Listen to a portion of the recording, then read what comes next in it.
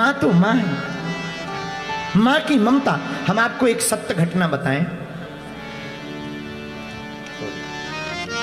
हमारे बुंदेलखंड में जहां हम भारत से आए हैं वो एक क्षेत्र है मध्य प्रदेश, प्रदेश है हमारा मध्य प्रदेश। मध्य प्रदेश में एक क्षेत्र है जहां हम रहते, उसका नाम है बुंदेलखंड। 100 दंडी एक बुंदेलखंडी। तो हम बुंदेलखंड में रहते हैं।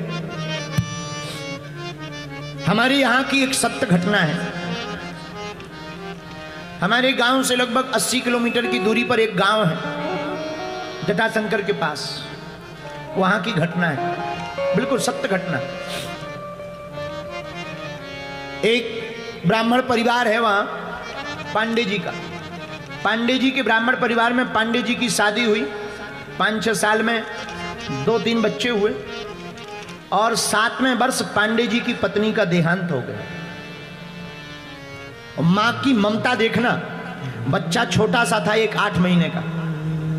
मां कैंसर रोग था जिस कारण से मर गई।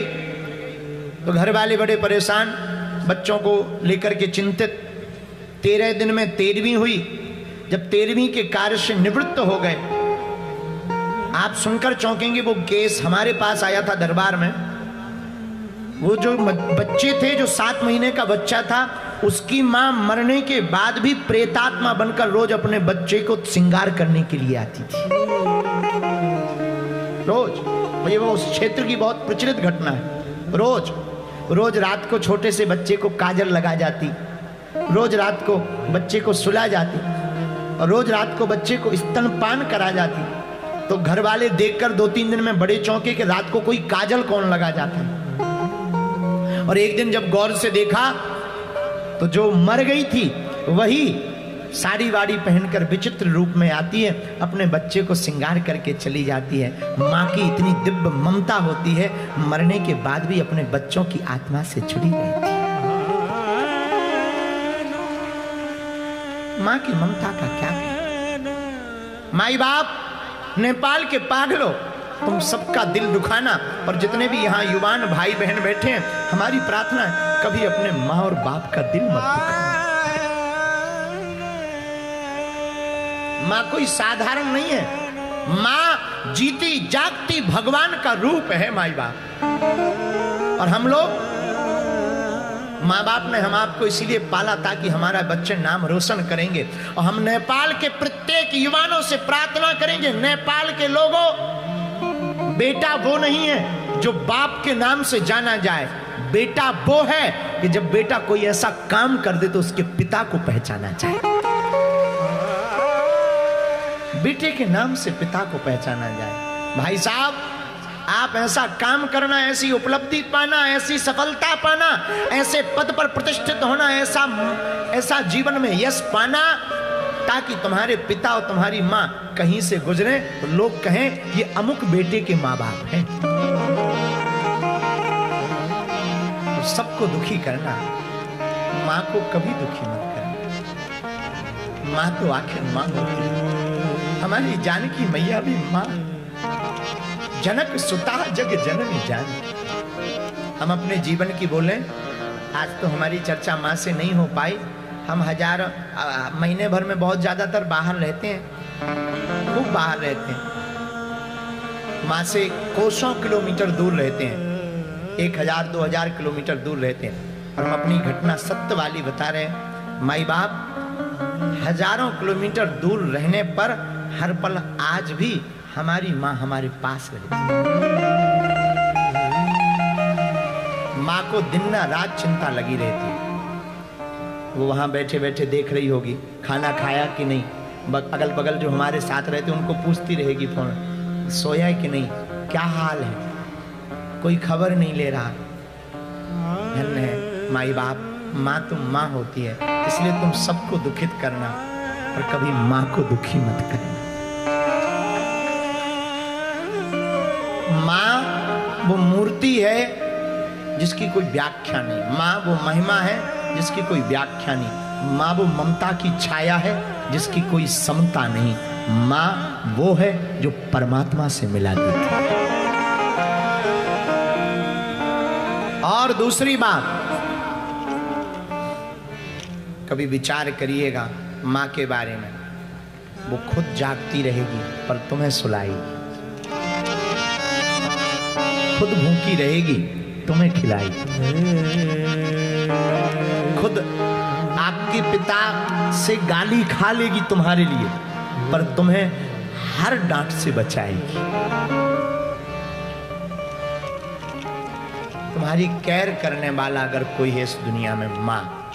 और प्रभु को डायरेक्ट पाना बड़ा मुश्किल है, लेकिन अगर जानकी माता के चरण को पकड़ लेंगे तो प्रभु श्री राम अवश्य मिल जाएंगे। राम जी को मिलना पड़ेगा। अरे हमारे तुम्हारे भाग्य से नहीं, जानकी माता के सपोर्ट से अगर माता जानकी जी के चरण को पकड़ लिया तो प्रभु श्री राम को मिलना ही पड़ेगा।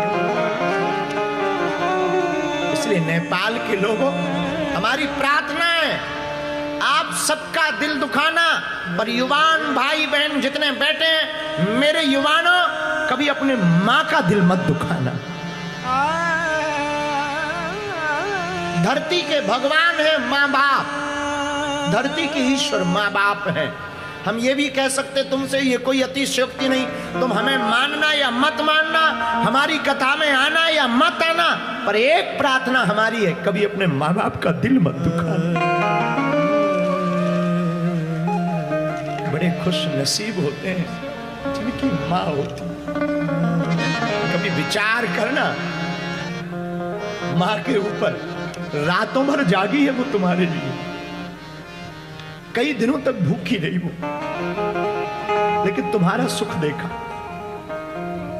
तुम्हारे लिए डांट खाई उसने, तुम्हारे लिए वो घर घर भागी है। हम अपने निजी जिंदगी का अनुभव बताते, माई बाप, हमारी जिंदगी में अगर किसी का हाथ है तो हमारे यहां तक पहुंचने में हमारी माँ का हाथ है। उन्होंने जो कार्य किया ना, हमारी स्थिति तो बहुत दयनीय थी, अति दयनीय। भोजन की भी व्यवस्था नहीं रहती थी, खाने की भी व्यवस्था नहीं रहती थी, और हमारी माँ एक बात हमेशा बोलती थी, बेटा धीरेन्द्र, अपने घर से तुम जब भी निकला करो ना, मुस्कुराते हुए निकला करो, ताकि दुनिया वालों को ये पता ना लगे कि हम लोग गरीब हैं।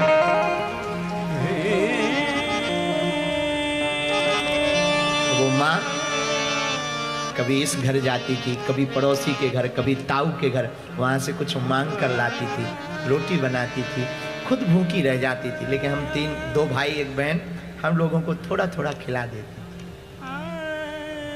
माँ इतनी महिमावान, माँ इतनी विशाल हृदय की होती, और हम लोग माँ बाप की अवहेलना कर देते, हम लोग माँ को उल्टा बोल देते, हम लोग माँ को डांट देते कि तुम्हें ज्ञान ही नहीं है, तुम्हें क्या पता।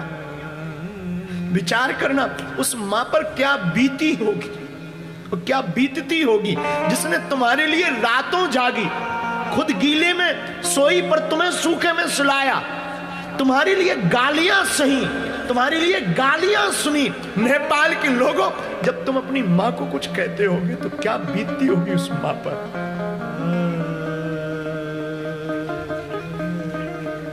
कभी विचार कर। इसलिए मेरे माई बाप, सबको दुखी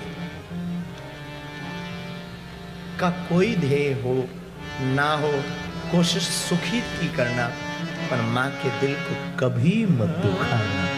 प्रभु को पाना है तो माँ के हृदय को मत दुखाना, क्योंकि माँ ममता की मूर्ति है, माँ ममता की छत्र छाया है, माँ पृथ्वी की ईश्वर है, और जानकी माँ नेपाल की माँ है।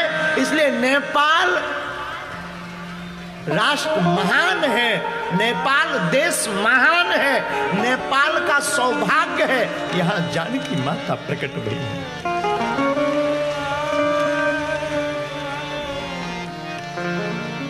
नेपाल आमी को माँ आखिर माँ होती है।